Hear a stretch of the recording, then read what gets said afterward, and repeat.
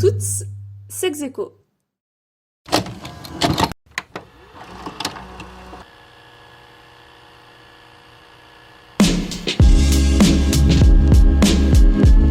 Et ce qu'il faut bien comprendre, c'est que quand une fille dit non, on peut croire que, et en fait, c'est non. Une orientation sexuelle, le droit de chacun à disposer adulte avec un adulte consentant de son corps. Vous voulez un whisky? Juste un doigt.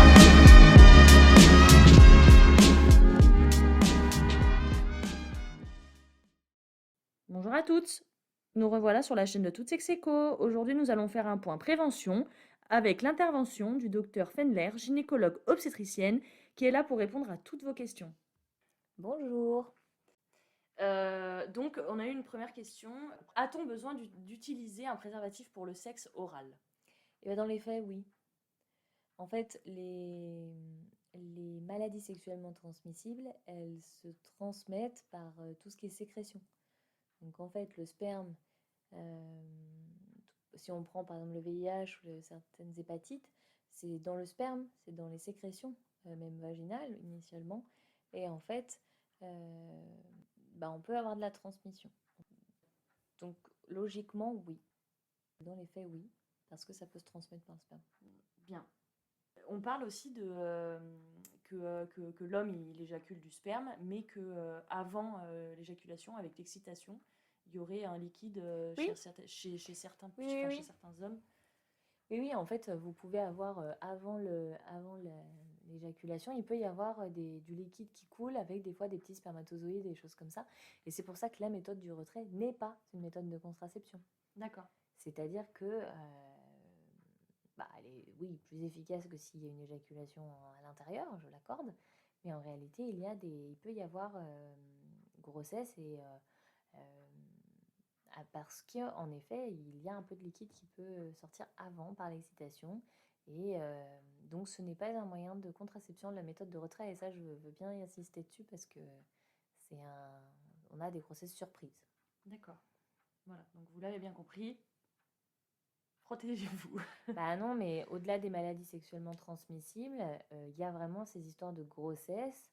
Et si les tests ont été faits et que vous enlevez le préservatif, il faut avoir autre chose comme contraception. Le risque existe et c'est pas parce que vous vous retirez qu'il n'y aura pas de grossesse. D'accord. Il y a toujours un risque. Exactement. Donc ensuite, quand la capote craque, qu'est-ce qu'on fait? Alors si la capote elle craque sur l'histoire du sexe oral, le risque d'avoir de la transmission de maladies, de toute façon, il faudra faire des tests 6 semaines après. Et ça, sur le moment, vous ne pouvez pas faire grand-chose. Si la capote craque sur des saignements, sur des rapports sexuels, que ce soit vaginal ou anal, c'est pareil. Il faudra faire les tests. Par contre, si c'est une histoire de grossesse, s'il y a un risque de grossesse, il faut prendre la pilule le lendemain. S'il n'y a pas de contraception hormonale associée. Il y a 48 à 72 heures pour la prendre.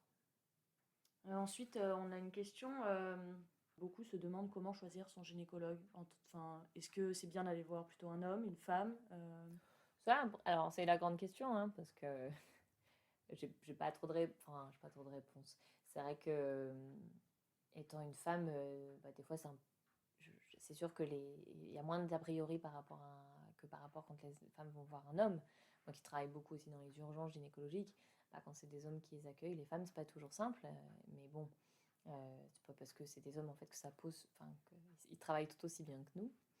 Je pense qu'il faut aller avec la personne avec qui on est à l'aise, c'est-à-dire que si on se sent pas d'aller voir un homme, il faut aller voir une femme. Si on se dit mais j'ai pas envie de voir une femme, je veux voir un homme, et on va voir un homme. La question ne se pose pas. Après, vous pouvez demander à votre médecin traitant. Les médecins traitants peuvent conseiller, surtout des gynécos. Vous pouvez avoir une copine qui vous conseille quelqu'un. Il y a aussi beaucoup de sages-femmes qui font de la gynécologie aujourd'hui et beaucoup de médecins traitants qui font de la gynécologie et donc qui peuvent finalement faire de la gynécologie au départ et vous aider finalement à peut-être plus vous accompagner si par exemple vous ne vous sentez pas d'aller voir directement une gynécologue. Mais discutez-en avec ou votre maman ou vos sœurs parce qu'en fait ça vous permet d'arriver déjà plus serein. Il y a un âge Alors, déjà à partir de 25 ans, il faut faire le frottis. D'accord. Il faut faire un frottis à 25 ans, puis à 26 ans, puis tous les 3 ans, s'il est normal. C'est les recommandations. Ok. Donc il est conseillé déjà d'aller voir une gynécologue à partir de 25 ans, ça c'est sûr. Après, avant, c'est toujours bien, il y a toujours les histoires de contraception. Après, ça peut être, je vous dis, votre médecin traitant qui fait de la gynéco. Mais dès que vous commencez à avoir une activité sexuelle et avec des besoins contraceptifs, il faut de toute façon avoir un suivi médical pour être sûr que la contraception soit bien supportée. Ok. Il y a aussi la possibilité, quand on connaît finalement personne et qu'on ne sait pas à qui s'adresser, d'aller dans les centres de planification où il y a généralement des sages-femmes et des gynécologues pour voir en particulier les jeunes filles, et faire des premières consultations de gynécologie si nécessaire. Et en plus, on peut s'y présenter quand on est vraiment très jeune, sans ses parents, et on n'est pas obligé d'avoir quelqu'un forcément de majeur à côté de soi. Et alors, les centres de planification, ce n'est pas forcément que les fameuses interruptions de grossesse, hein, c'est aussi tout ce qui est consultation gynécologique et contraceptif. D'accord. Et tout ça reste gratuit. Le centre de planification, oui. D'accord. C'est en tout cas pris en charge. Ouais. Et puis, je pense qu'au niveau des universités, il ne faut pas hésiter non plus à aller voir les médecines préventives. Il y a des médecins qui sont faits pour ça là-bas, pour orienter si nécessaire, que ce soit hommes, femmes,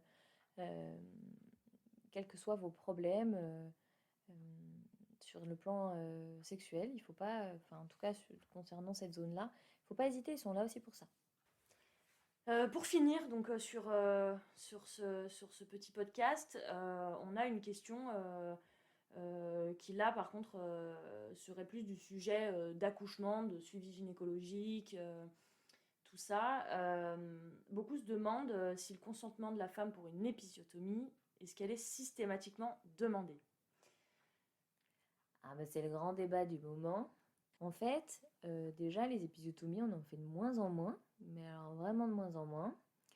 En effet, alors moi j'en parle systématiquement à mes patientes quand elles vont bientôt accoucher. Moi on m'appelle pour faire des extractions, donc forcément je préviens en disant que je pourrais potentiellement faire une épisiotomie et je demande si elle veut que je la prévienne.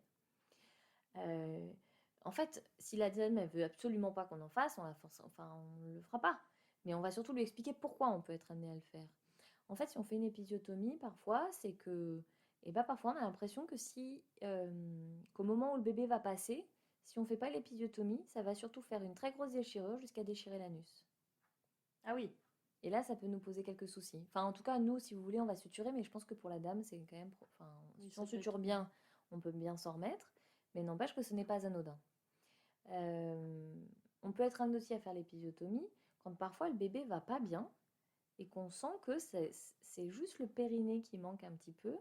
Et en fait, entre un bébé qui va pas bien et une petite épisiotomie, ou des grands forceps ou une ventouse, des fois, il suffit juste de couper un petit peu, et ça passe, et votre bébé va bien, et vous n'avez pas eu besoin d'aide.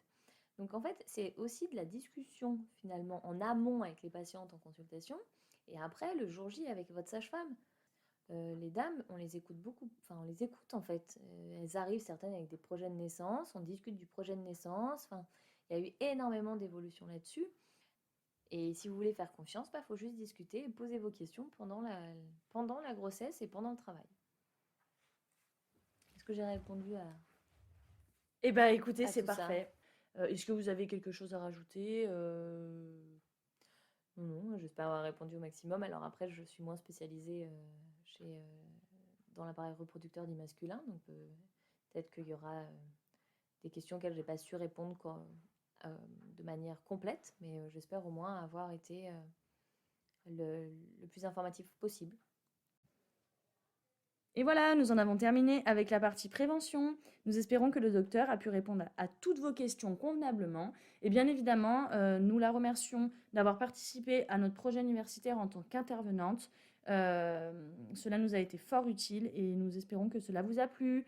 Pour finir, on se retrouve très vite sur la chaîne de Toutes Sex Éco pour un prochain podcast.